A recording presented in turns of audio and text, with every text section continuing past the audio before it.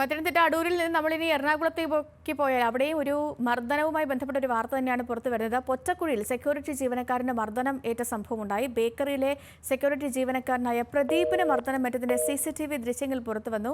എളമക്കര പോലീസിൽ പരാതി നൽകിയെങ്കിലും കേസെടുക്കുന്നില്ല എന്ന ആക്ഷേപമുണ്ട്. നമുക്ക് ആദ്യം ആ ദൃശ്യങ്ങൾ കാണാം.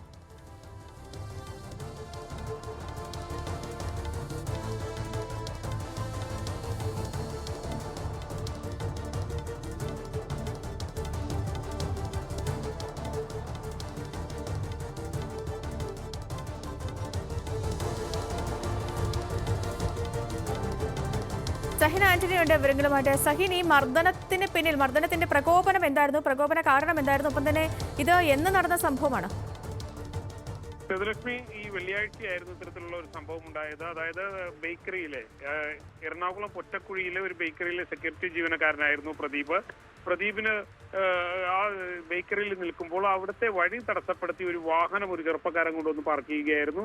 ഇത് പ്രദീപ് ചോദ്യം ചെയ്തു. ഈ വാഹനം ഒന്ന് മാറ്റിയിടണമെന്ന് അദ്ദേഹം ആവശ്യപ്പെടുകയും ചെയ്തു. ഇതേ തുടർന്ന് പ്രകോപിതനായ ചെറുപ്പക്കാരൻ പ്രദീപിനെ മർദ്ദിക്കുകയായിരുന്നു. ക്രൂരമായി തന്നെയാണ് മർദ്ദിച്ചത്. പിന്നീട് ഈ CCTV ദൃശ്യങ്ങൾ ഉൾപ്പെടുത്തിക്കൊണ്ട് പോലീസിന് പരാതി നൽകി. എന്നാൽ ഇതുവരെ പോലീസ് നടപടിയൊന്നും സ്വീകരിച്ചിട്ടില്ല. ഈ മർദ്ദിച്ച ആളെയും പോലീസ് കണ്ടെത്തിയിട്ടില്ല എന്ന് തന്നെയാണ് മനസ്സിലാക്കാൻ കഴിയുന്നത്. സേതുലക്ഷ്മി. ശരി സഹിൻ.